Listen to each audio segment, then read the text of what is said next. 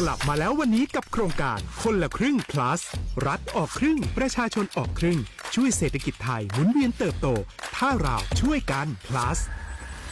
ต่อยอดให้เศรษฐกิจไทยเติบโตอย่างยั่งยืนด้วย5 plus plus ที่1เพิ่มช่วงอายุผู้เข้าร่วมโครงการจาก18ปีเป็น16ปีplus ที่2เพิ่มวงเงินใช้จ่ายจาก150บาทเป็น200บาทเพิ่มพลังซื้อของประชาชนเพื่อกระตุ้นการหมุนเวียนในระบบเศรษฐกิจฐานรากลดภาระค่าครองชีพ plus ที่3เพิ่มสิทธิพิเศษด้วยการดูแลผู้ที่อยู่ในระบบภาษีให้ได้รับสิทธิพิเศษมากขึ้นเพื่อสร้างแรงจูงใจให้ทุกคนร่วมอยู่ในระบบอย่างโปร่งใส plus ที่4เพิ่มโอกาสให้นิติบุคคลขนาดเล็กเข้าร่วมได้ให้ธุรกิจเติบโตเป็นกำลังสำคัญของเศรษฐกิจไทย plus ที่5เพิ่มทักษะใหม่เพื่อพัฒนาให้ร้านค้านำความรู้ใหม่ๆมาช่วยเพิ่มยอดขายลดต้นทุนเรียนรู้เติบโตและปรับตัวไปกับเทคโนโลยีใหม่เพื่อสร้างเศรษฐกิจที่แข็งแกร่งจากคนละครึ่งสู่คนละครึ่ง plus ไม่ว่าจะสั่งข้าวคนละจานชาเขียวคนละแก้วขนมเค้กคนละชิ้นหรือหลายๆชิ้นก็ใช้ส่วนลดได้ทันทีสูงสุดวันละ200บาทแถมใช้กับฟู้ดเดลิเวอรี่ก็ยังได้สำหรับประชาชนไทยอายุ16ปีเป็นต้นไปสมัครรับสิทธิ์ผ่านแอปพลิเคชันเป๋าตังวันที่ 20-26 ตุลาคม 2568 สำหรับร้านค้าที่สนใจร่วมโครงการสมัครได้ผ่านแอปถุงเงินวันที่ 15 ตุลาคมถึง 19 ธันวาคม 2568 แล้วเตรียมพร้อมรับลูกค้าจากทั่วประเทศเพราะนี่คือโครงการที่คนไทยทุกคนช่วยกัน plus เพื่อให้เศรษฐกิจไทยโตไปพร้อมกันโครงการคนละครึ่ง plus ดำเนินการภายใต้เป้าหมายที่ชัดเจนของรัฐบาลในความต้องการกระตุ้นเศรษฐกิจลดภาระค่าครองชีพให้ประชาชนและยกระดับศักยภาพผู้ประกอบการไทยให้พร้อมในยุคดิจิทัลโดยยังคงยึดหลักความโปร่งใสตรวจสอบได้และป้องกันการใช้สิทธิ์ที่ผิดวัตถุประสงค์คนละครึ่ง plus เพิ่มพลังเศรษฐกิจไทยพร้อมโตไปด้วยกัน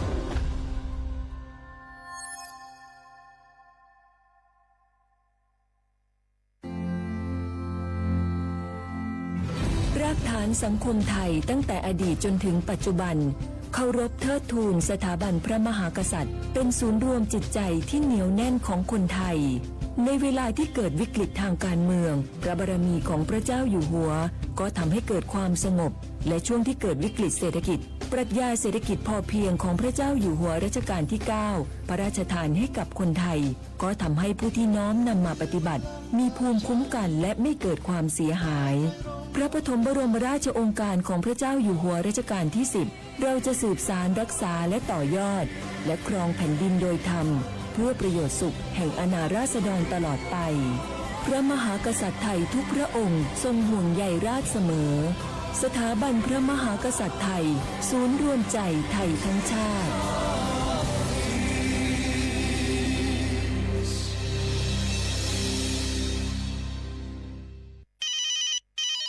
ฮัลโหลสวัสดีครับสวัสดีค่ะจากไหนครับคุณคือผู้โชคดีที่ได้รับเงินสด1 ล้านบาทแต่ต้องโอนค่าธรรมเนียมมาก่อน 5,000 บาทนะคะหลังจากนั้นทางเราจะทำการโอนเงินกลับไปให้ค่ะจริงเหรอครับงั้นเดี๋ยวผมโอนค่าธรรมเนียมไปให้นะครับขอเลขบัญชีด้วยครับได้ค่ะคุณโชคดีมากนะคะรีบโอนค่าธรรมเนียมมาก่อนได้เลยค่ะหยุดก่อนนายจะเชื่อจริงๆหรอนี่มันหลอกกันที่ชัดเลยฮะจริงเหรอหลอกยังไงอะนั่นสิเธอลองคิดดูสิว่าเราจะได้รับเงินล้านจากอะไรล่ะในเมื่อไม่ได้ไปเสี่ยงโชคหรือลุ้นรางวัลอะไรเลยจำไว้ไม่มีใครให้เงินเราฟรีๆโดยที่เราไม่รู้ตัวหรอกนะแถมยังให้โอนค่าธรรมเนียมไปให้ก่อนอีกคุณคะเราไม่ได้โกงนะคะโอนมาก่อนเดี๋ยวพิสูจน์ได้ค่ะไม่เอาละผมไม่เชื่อไม่โอนไม่คุยด้วยละกลโกงมีทุกที่จำให้ขึ้นใจอย่าเชื่ออย่าคุยอย่าโลภอย่าโอนด้วยความปรารถนาดีจากสำนักงานประชาสัมพันธ์ที่3กรมประชาสัมพันธ์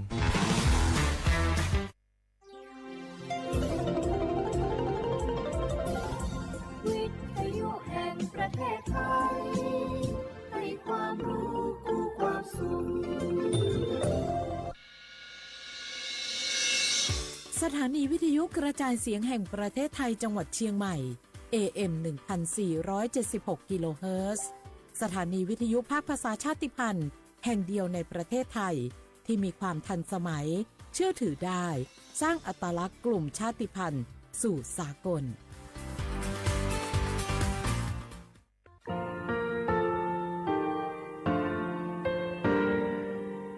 งาคือมีติปิเพกาบิเชแลงาคือติกาติชูแลติเลเพกาบิมาเฮยาค่างาคือชอยาออตุคโลกาติเชวิออคืออคาติผาคาชูโยอาชูโยวิโยกาคาเดติเลอติแกกาพุติลาวิทปาตองาคือชอยาอาสติกาวิโย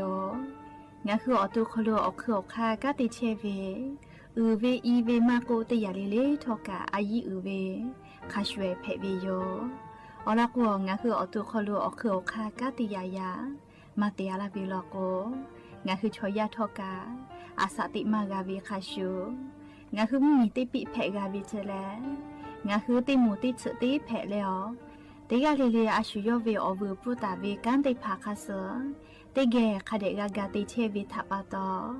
งาคือมีติปิฉกิเพลากาวิโยเชแลงาคือเทโจโมโคคางาคือมียาถาตอกคอปิลาตาเวปุระเวติเชเสนีเสหปามัชหปานิงาติเชออกขอทามัววิทยาลัยวิชาการศึกษาประสามิตรโกเวออคโลจากเกรทาไทโจโมคุโฮคางาคือมียาถาปิยาลาตาเวตอกคอติพายโย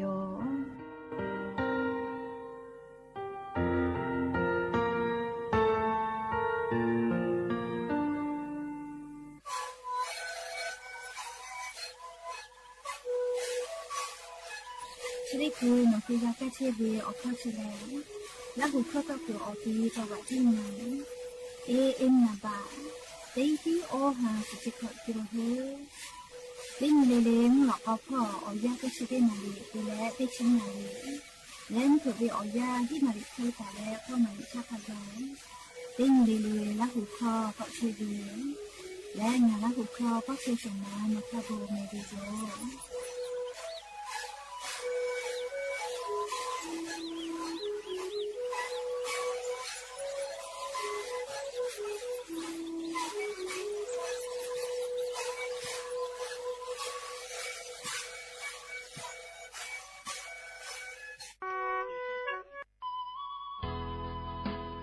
สิบบาททอโคโลเย็บแผลวิชอติพาและงาคือ10 บาททอโคโลเย็บแผลมาเย็บแผลวิออเจติพาอาชุยอตัวย่อชาญีเตญิกาวิโยงาคือสิทธิ์หลับประกันสุขภาพแห่งชาติไม่กา10 บาททองไม่กาสิทธิ์เซตฉบับโคโลเย็บแผลวิชอติพางาคือไทมีกอโคโลเชตาและไทวิบะจอวิชอติพากาแผลวิโยและออกเกานิเวสิทธิ์ประกันสุขภาพติพามาจอวิชอกาแผลวิโยสิทธิประกันสังคมมาโกสิทธิข้าราชการติพาสิทธิพนักงานส่วนท้องถิ่นและสิทธิออกเก่านิเวข้าราชการทางการเมืองติพามากาวิชอติพากาเพวิโยงาคือสิทธิรับประกันสุขภาพแห่งชาติ10 บาททองไม่กาสิทธิ์30 บาทก็เวชได้เผาคอโลงาฮือเย็บแผลมาเย็บแผลเวอเมโจมาโจเวติพาไงงาฮืออตัวงาฮือเช่นนิกาวิโยเว็บไซต์สปสชพ่อมาโกแอปพลิเคชันสปสชไลน์สปสชไม่เลยกาสายด่วนสปสชเต้แซะ0ชเวทานุข้าโนฮืออตัวเช่นนิกาวิโยแม่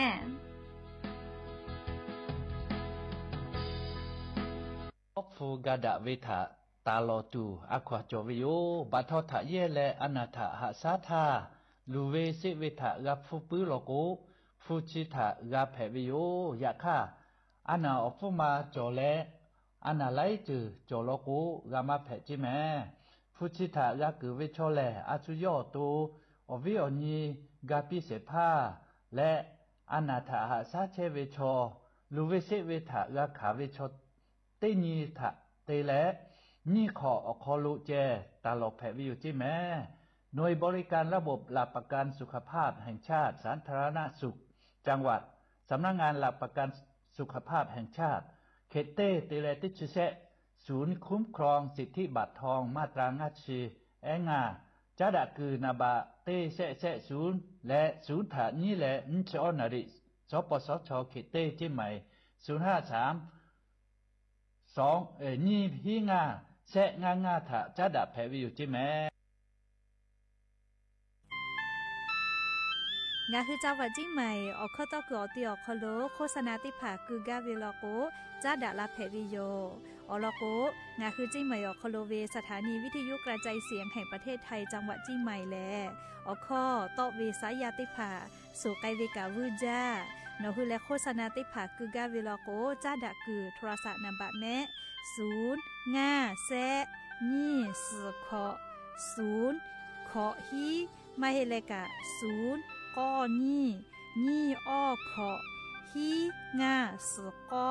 โทรศัพท์นำบัตรชเวทะจ้าดาและโฆษณาติผากุลาเพวิโย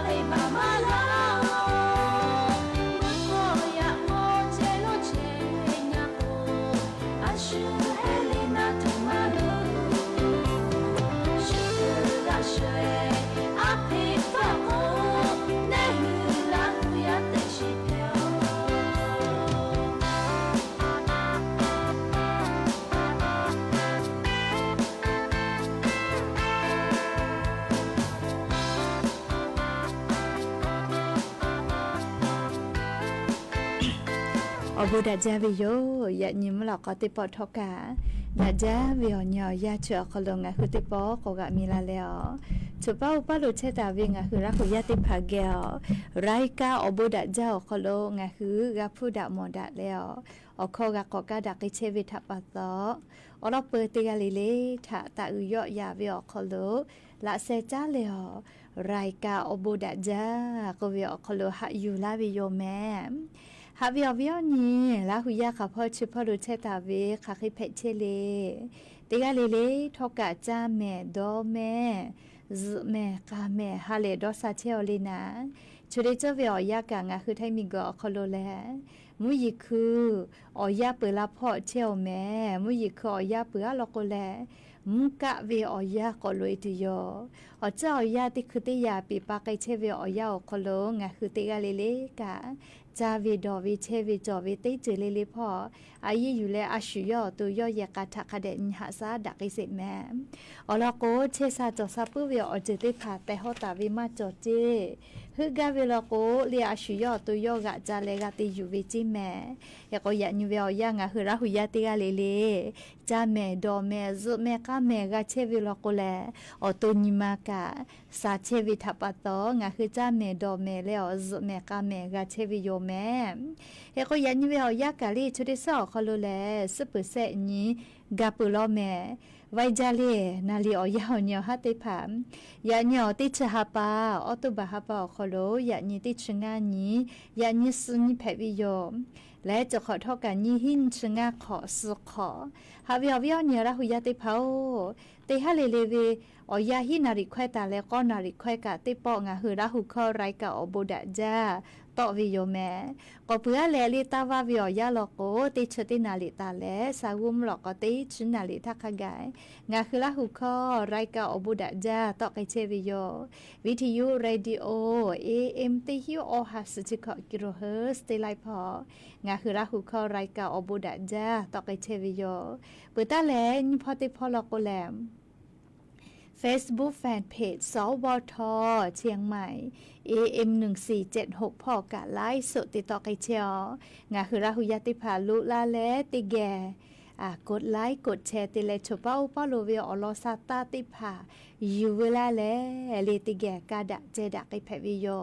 ชป้าเวอลกาอุปเวลาหุยถากาฟุปิแพอแม่และเลอุปเวอลกาเลชป้าโลเวงาคือราหุยถากาฟืลาเพวิยอมเฮก็ยานิมลอกอวิอยากะยูเวลาแลกอมาดักไอตุเวซาตาอลอติพัทกะไลลอยูเวลาตาวิโยแมเฮก็จะได้คืองะคืออลอเปเตลอเลติแกยูเวลาแลกอมาดักไอตุเวแลยานิงะฮึมเมียคโลแพกไอเชเวเจ้ายามุชามุยีมุกะมุหอพอจานดะวิซาตาอลอติปัทะอลอยูเวลาแลงะคือติแกกาดะเจดะกิตุโยแม่จีเจ้าปากรมอุตุนิยมวิทยาพ่อยุคือฉานี้แต่ยีเลอลอซาตาติผาปิลาไกตาวิแลจะได้ยินยอคโลเลียงคือไทมิงกอคโลไล่พอกะมุยีโจมาลอแม่เตกาติติลอกกะมุยีกาลามาจาลอเลียวเจ้ายาติคือติยาเพวิโยติคือมุยีลาติคือมุชาเลติคือฮอติคือกอเวเลติญิเวอยาคโลเจติกาเลอเจ้ายานิเซยาปิปาไกเชวิแม่เลชะดาปตองะคือติกาเลเลกะซาตาพอหายูเวอคโลเนคือตัวเชซาจอซากาตัวอปุกะอายีอยู่แลคาเดนหาซาดักไกสิแม่แล้วก็ยานี้เลจุยจอปากรมอุตุนิยมวิทยาพ่อยูคือฉันแต่นี่แหละปิลาไกตาเวซาตาคาสือยานิงะคือไทยมุหยอนาติต่อพ่อมุยีจอมาลอแม่ติฮาเวียสชเปเซมุยีเบหุตาวิเจติกาติตีมุยีกะ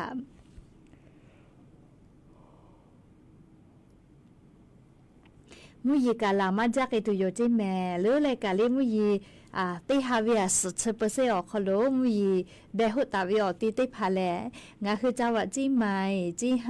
ลำพูลำปานจังหวัดน่านอุตรดิตถ์ตากกำแพงเพชรสุโขทัยพิจิตรพิษณุโลกและจังหวัดเพชรบุรีต่อพอกขไกเจยานิเวลยาคโลเลมุยีติฮาเวียคโล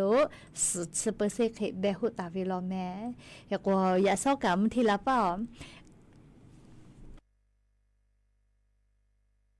ขอโทษแม่เลยอย่าซอกกะเลยมึงทีละป้องะหือจิใหม่ขอโลกะมุยีลาเวสาลุเลยกะชอมือคอติต่อเลยจิใหม่เวติต่อพออย่าซอกะติลาเลกะอยากอคู่กะอีกะเตือลาเวคบีกะหมอเวอยากอย่าซอมทีละป้อจิใหม่วีมือคอติต่อพอแลมุยีลาจาวิโยเฮก็มุยีกะจอมาเฮลอแม่เลยอยากนี่กะสุเปอร์เซเบหุตาเฮวิเจอยากะจะได้คืองะหือจิใหม่วิตุกมุชาเลเราแม่เลยติกาเลติกาเพวิมาชุดาวิโยเรียกว่าภาคอีสานพ่อก่อน3ภาคอีสานพ่อกะสุดสเปอร์เซเข้มวิจอตาลอแม่เลยเปื่อแลไทยมีกอก็จะติต่อกะสุดสเปอร์เซ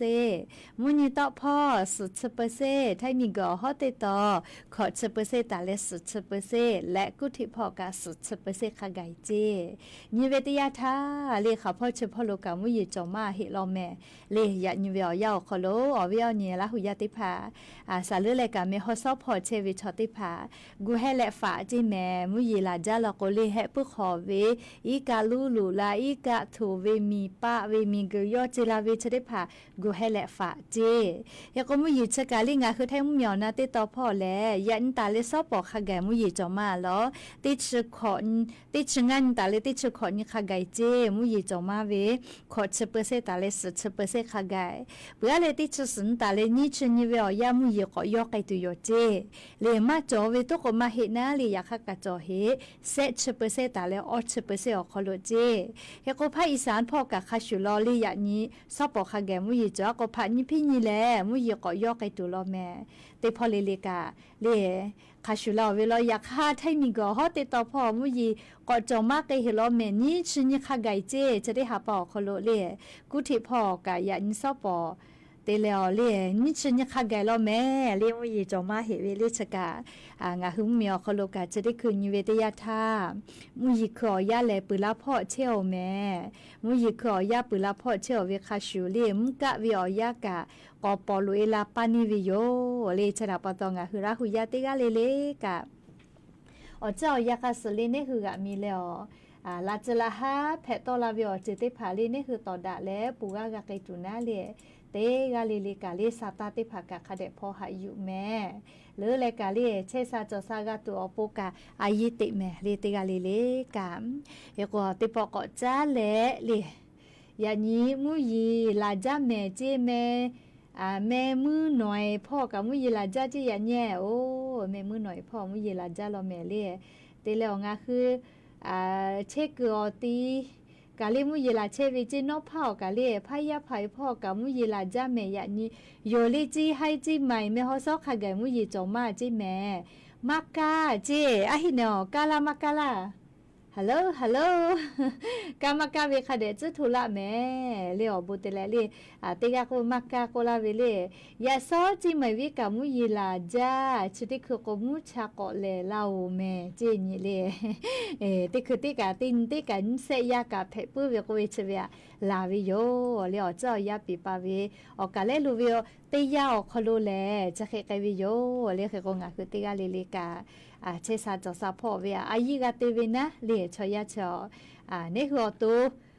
งั้นเนหัวตูค่ะเคติจากูคิเพวิเจเชซาจอซาปุเวอบูทาฮึกาเวลโกเนคือกาอตูคาเดกานิหาซาวิโยแม่จ้าเลโครงการคนละครึ่งอลกาจะไกษาเลอะโลอย่าญอลปตินเจแม่เลโครงการคนละครึ่งมอฮอป่ามอฮอมาสายเอติภากาลุลาและโครงการเรียกคนละครึ่ง plus ก็เวอคโลโมฮอเพตัวโปยะนี้อลปตินีตาพอเลลงทะเบียวิแม่เจอลิงะหึมมียาเย่ป่าชอติผามาหิแม่เจอโมฮอใส่ติผานะเรียกโครงการคนละครึ่งอคโลมอปอฮอกาวิลโกเรียะนี้ตาพอวิจิลงทะเบียเวยะโกโมฮอวิเชอรี่ลงทะเบียวิออยาเลมัวลอแม่เรียโครงการเรียกคนละครึ่ง plusพลัสเลชปืนทักขไกเลพวาวิเจใครก็ยันตาพอไกวิเจแม่เลโมฮอกาเวสายแอติผานาเลโครงการคนละครึ่งพลัสออกคโลโมฮอกาเวลโกนุคือกาลุลาเลปอเพวิโยสายลูเลห้างเควิติผาลโกมาปอเจเจอยากฆ่าสายแอติผางะหึมมียาเลจะขอเวเอาโมฮอเชเวปอกามาเมกามาติผาทอกานุคือลงทะเบียนและเลโครงการคนละครึ่งพลัสก็วิจารณ์คโลโนคือโมฮอเพ ตัวโปเลอเมกาคือวิแม่อเมมาคือลก็นอเลชูคงกะคนละครึ่งนอวิสัยเกอมอวิจาลามากาเลเคโกนอกะมอฮอกากาวิลก็นะเลงะคือราหุยาใส่พอวิชอติพามอฮอกากาวิลก็เลกาลงทะเบียเวเลโครงการคนละครึ่ง plus เจาะคโลมอฮอเพตัวโปนคืออเมกาคือวิโยยันตาวิจิแม่เลติชงานีติชาปาตาวิเจเฮก็เยวิชอติพาลก็นะเลนี่ชนีตาเลนี่ชขอนเจโอ้เลสอติสุปตินทัตตาวิลแม่ฮัลโหลคนละครึ่ง plus กาลีกาเยละอยู่แม่เลจะได้หาปันชกอนถ้าเราก็ตายเยกไอติโยเจฮัลโหลดอลจาเลดอลแล้ววิญญาณละหุยากา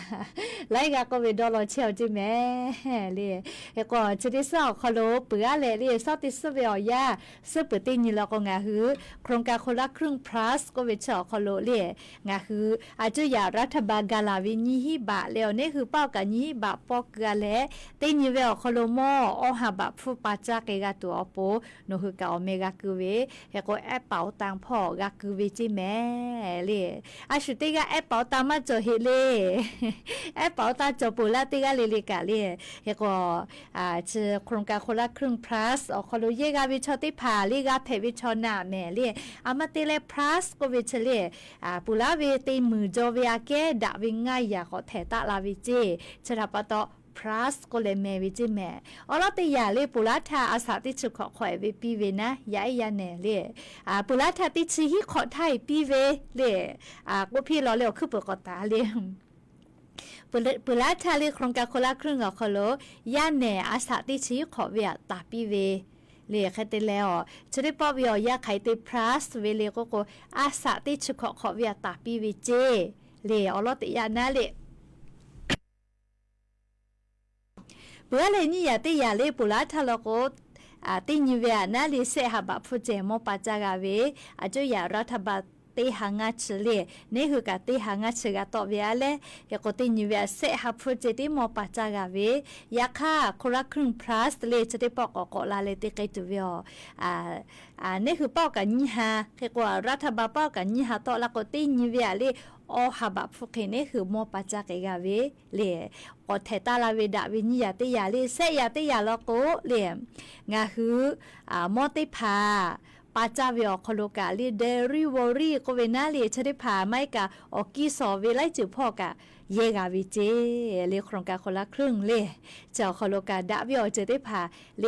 พลัสก็วิชเวลาวิจิแมลิฟุกาปุลาวิอยาเซฮิบากาโกจะได้ปุลาวิอยาติหิงาฮบะเจกาเวอยากให้จะได้ปอวิอยาญิฮิบะปีลาวิโย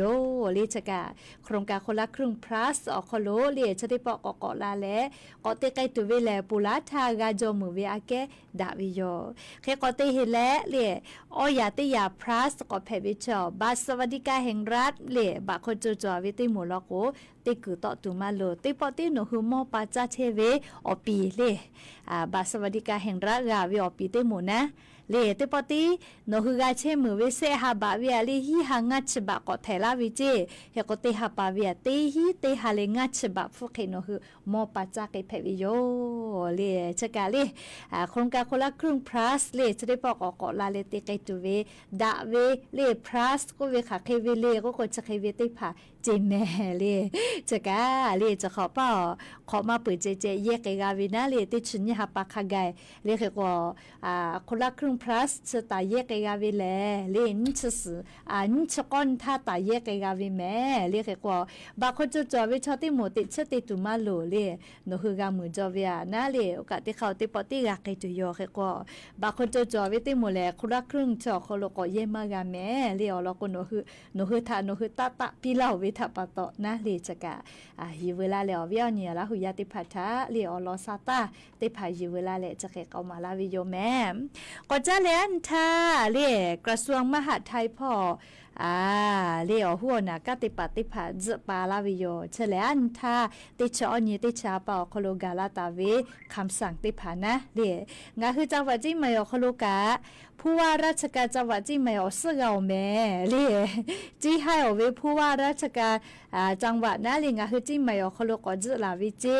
ยกว่างาคือจังหวัดจิมายอคโลผู้ว่าอสติกาแหล่เลี้ยในรัฐพลนาราดิศรเลี้ยผู้ว่าราชการจังหวัดจิมายนาบาออสเซกาติกาเจเลี้ยปุระเวนะผู้ว่าอปีติกาลกติกาก็จะไกเวเลี้ยโลหัวน่ะกะเลี้ยอุปปากาเจ้ายากาลาโกกาปากไกเวเลี้ยจักางาคือผู้ว่าราชการจังหวัดจิมายอคโลอสติกาเลี้ยในรัฐพลเลี้ยนาราดิศรผู้ว่าราชการจังหวัดจิมายงาคือจิมายอคโลยันตาเลกาติลาเกเชโอแม่แต่ก็แลเลียวเวียนี้ลาหุยาติภาทาอลอซาตาติภาอยู่เวลาแลเลีจะเกชลากาลาวิโยแม่ก็จะเลเลีติลอกนักษาเฮาเวียเนี่ยลาหุยาติภาชดิคือเวียยาเลียงคือไทยมีกอคโลกานิเวตยาธาเคชอบอมมีชอลูลาเลกาที่กุลาเชลแม่เลือเลยกังคือจังหวัดจิมายอคโลกาให้ปอมมีชอลูลาเลกาที่ก็กุลาเชลเจเตขอเลกาเลมกะวิอยาลูลาวิทยาธาชอกุตุวิอยาเพวิแม่เลือเลยกาลิมุชัยมาเชหอยมาฮอเตโกนาเลนิมาซาเวเลียชุกาจักกุตุลาวิแม่เลียกก็มุกะวิอยาชอคโลชอจักกุลามาเวทัปตองหุมียากุกุพ่อเคชอสกุเวมาโกเคชอกุกุพ่อเวไม่กะจัตูดอตูฮากุโรงแรมพ่อเวเตเผาโปเลฟูกะกุคาดาวิโยเลีจุมกะวิฮาปานาเลียติชิญญาฮาปาขกายเตเลเนี่ยเขาป้อนนี่ฮาปาขกายแม่เล่ชอจากกุลามาเวเรียกแค่ว่าตีลอก็ลุยสารนะเชกะกะจากะดอวิพอเกวนะเรียกแค่ว่าตีลอเลียโลเชกะหักกะตุจอจาเวมงาหุมมียาจะก็มาบาโคจวยมาจอเล่โทรศัพท์มือถือมาจอชอไลกาฟุนยี่บาเวียเล่คนละครึ่งเยกาเวทัปตอโทรศัพท์ที่มาเวยี่ฮิเซฮิกาจาเววิเจยี่บาเวียเยกาเวทัปตอเล่ยก็จะได้เคลียจุยารัฐบาลเก่าลอซาตากาเก่าลอแม่เล่โทรศัพท์มือถือมาจอเวติมูนะเตเลกาเลียงาฮือบะโคโจก็อคโลกามาเชียเวติหมูนะจะได้หมูทะคนละครึ่งเฉลี่ยค่ะเคติเลกาเพตัวปูน่าเลียจะได้ผาจุยารัฐบาลเก่าลอซาตากาหาลอแม่เรียกกว่าลอนยาเวติโยเลออกค่ะเคกุลาตูเวอลอกว่าชอมอติพาเล่บาโคจอคโลกามากาเวเล่โทรศัพท์มือถือกามาจอกวยคนละครึ่งเฉยมากาให้แลเล่แล้วก็จะได้หมู่แลมากานะเล่สวยอยู่นะจะดาปตอลิมมียาเก่าเราจะได้พาอยู่และเล่อาจุยารัฐบาลเกี่ยวกับไกเวทัปตอ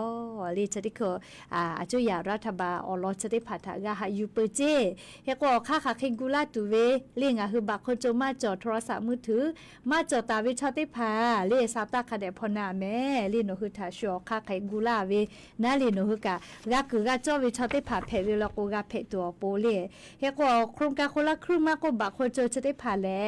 ไทยวิบะจอวิชอเจติกาวิแม่เล่บะมาจอวิชอกาลาก็มากาแม่เล่จองะคือไทยมีกอคโลไทยวิบะเฟวิจอวิชอติผาเจติกาวิแม่เล่จกะฮิเวลาเลงะคือราหุยะทะเตปอกอนอลาเวติจึเพวิโยเล่อยากจะได้คือลิข้อกติปกอนาซาตอติปอจุลักเวซาเลลาโลเมลีซาเลลาโยก็เวลาเฮก็เล่จะได้คือลิข้อจะได้ปวดท้าเล่ติแกก่อนนั้นแม่เวลาอยู่ก็วิเจติแกนั้นแม่เล่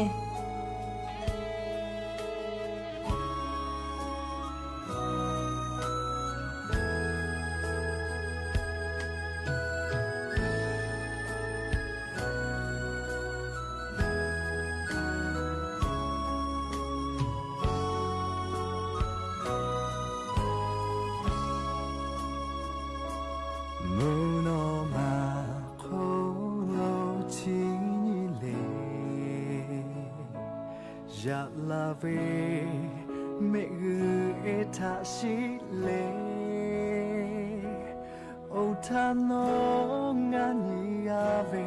olo e tado ni po ni mashi kama ya wilayo nga le hashata visuwe o nucho la she ho no pyo china da pu ve no me fu ta nga te chui mo ga ga nga pu ve le su ve ma he lo ha ja nga ha ja ve no yo ga pa ta to kai la no tha nga ha jai le lo ko pi ka nga ko no te la nai ja te ni ni ko no nga ve ta shi la te ni ha ja ve cho nga ta no ta le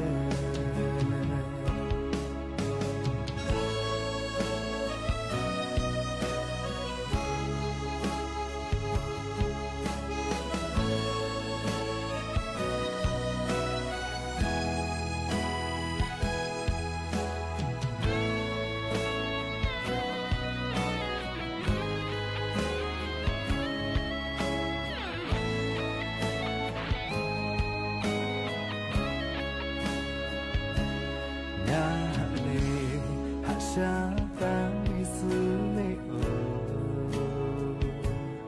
o nu cho la she ho no pyo che na da pu vi no me fu ta nga te chui mo ga ga ga po ve ve su ve ma he lo ha ja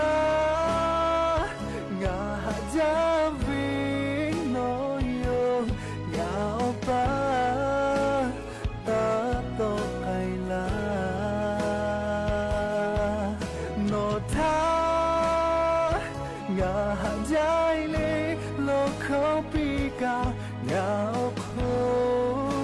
no te la nai ja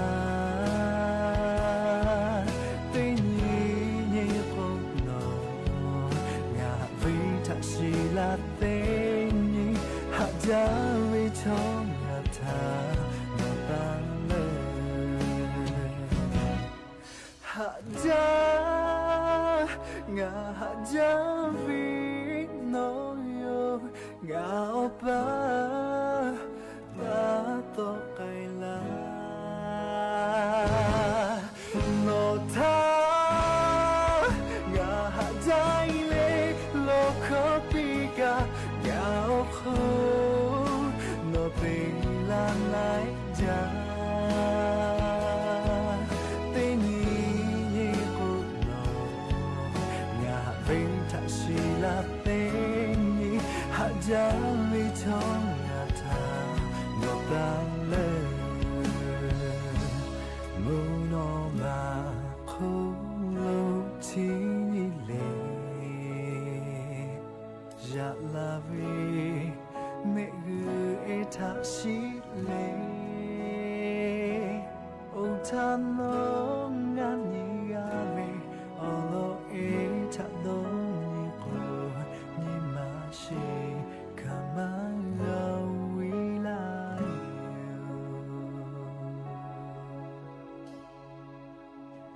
Alo, nga hura huya ya ne kali kho ka okhoda jale ngu no ma kholo chinya ve je le ya la ve me u je me we la yo ko ve le kho te po le zhe ge da ya ne o po na le ni ma sa ka na ja lo ve le kho e lo me le la hu chamo ko ve na le ye ka cha ko kha de je เลเยกาจาพี่เวเลอพ่อมีมาลุพี่เวลก็น่าเลแม่อืออชกาติจาลาจิแม่เลแม่อือชมาติจากาเลติกาเลกะเยก็งาคือเยกาจาเวอคโลคาเดกาญิลุจาวิแม่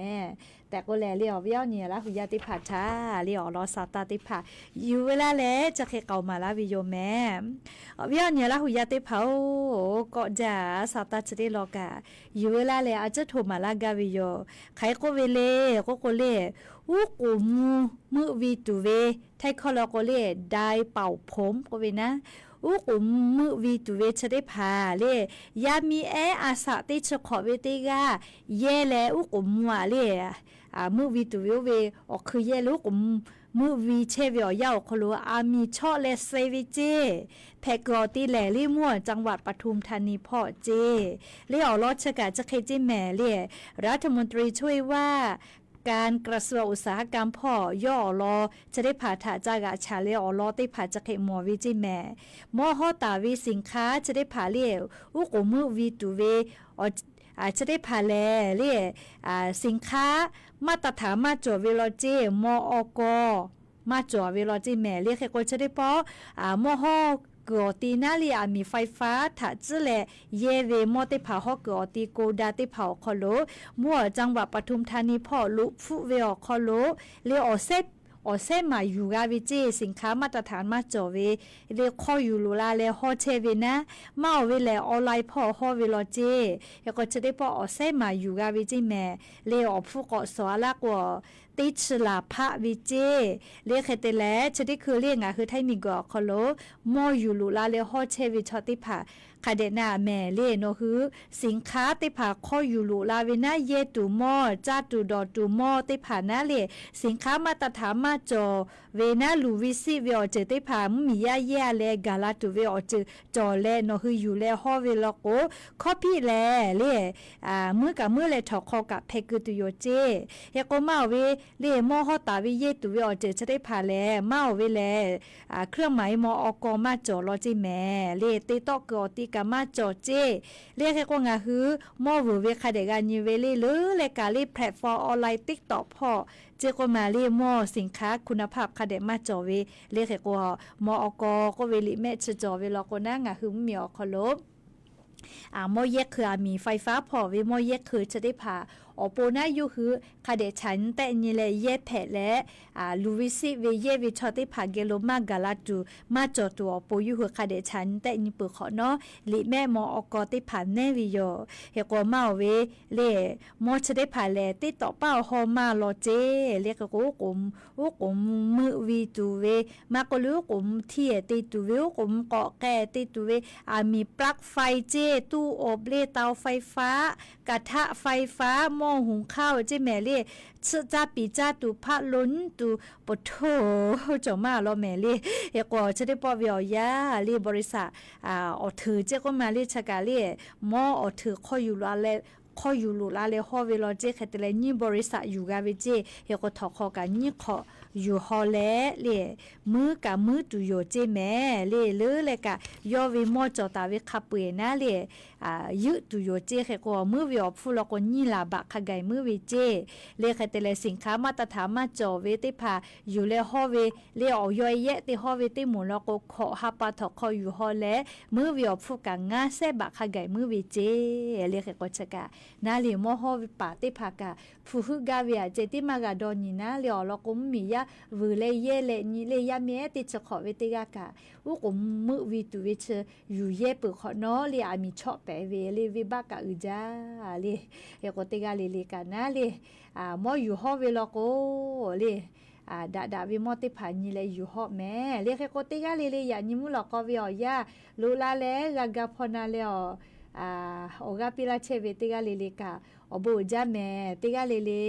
จาแม่ดอแม่เชซาจอซาฮาเลดอซาปิแม่เลอเลมือลิคอพอลาตูเวแลเลตอไก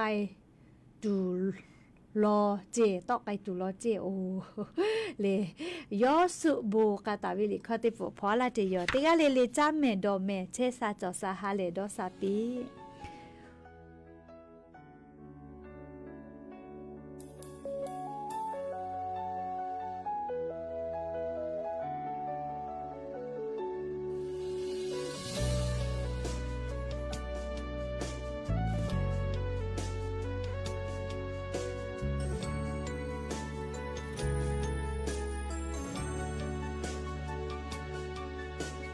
地追波多里诺他ngã về khang bề bị bù có dù khó mà yêu gà về có như mà na tu nó ti ai chê ngã hạ tan thô ô tha cô chỉ khen về la tu để bỏ thô mà đôi gió ngã thảm ba tan lệ to cái tu lo ngã thảm nó mà phu nhiều la nó thảm mà ta hạ mà bu she ngã opa ta có cái là ta cứ ta va thô nó mẹ phụ ê ta đó mò về nhị mà cha nhà ta phá lệ nó biểu sao về cô nó về ao rồi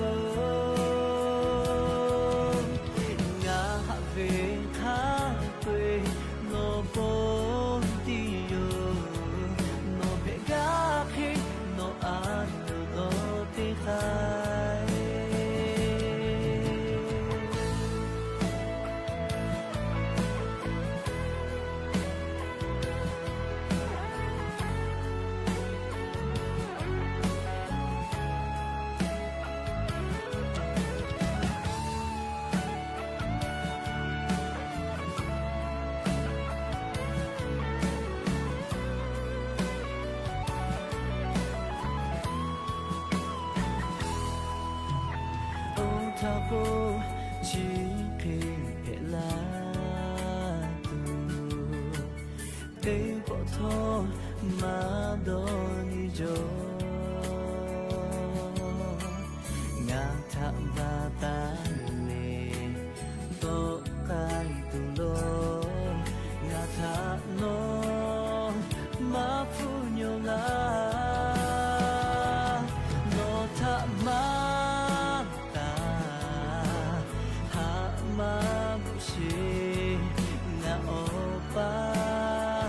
ta có cái là ta cứ ta va thô nó mẹ phụ ê ta đó mò về nhị mà cha nhà ta phá lệ nó biểu sao về cô nó về ao rồi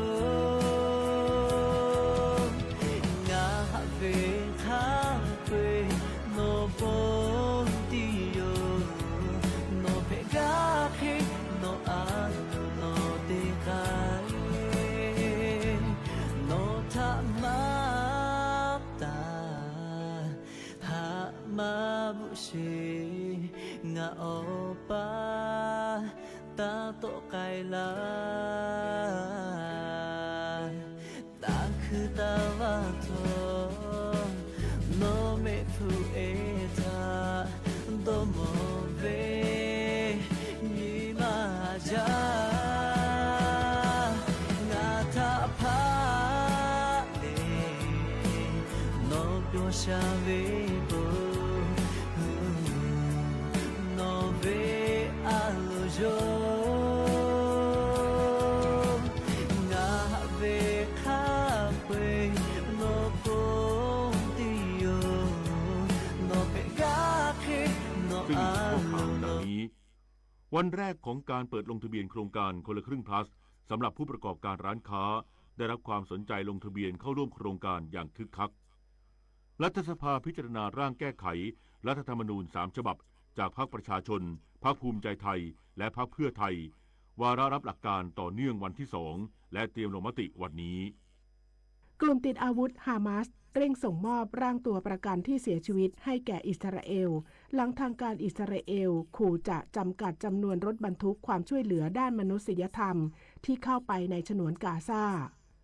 การกีฬาแห่งประเทศไทยเตรียมประสานกรมราชทัณฑ์ดึงตัวเสกโลโซร่วมร้องเพลงในพิธีเปิดกีฬาซีเกมที่ไทยเป็นเจ้าภาพต่อไปเป็นรายละเอียดของข่าววันแรกของการเปิดลงทะเบียนโครงการคนละครึ่ง plus สำหรับผู้ประกอบการร้านค้าได้รับความสนใจลงทะเบียนเข้าร่วมโครงการอย่างคึกคักโดยกระทรวงการคลังย้ำข้อมูลของร้านค้าจะไม่ถูกตรวจสอบภาษีย้อนหลังนายเอกนิติธันประภาสรองนายกรัฐมนตรีและรัฐมนตรีว่าการกระทรวงการคลังลงพื้นที่ติดตามการเปิดลงทะเบียนร้านค้าวันแรกโครงการคนละครึ่ง plus ณตลาดนัดหลังกระทรวงการคลังโดยกล่าวว่าในปีนี้รัฐบาลตั้งเป้าดึงร้านค้า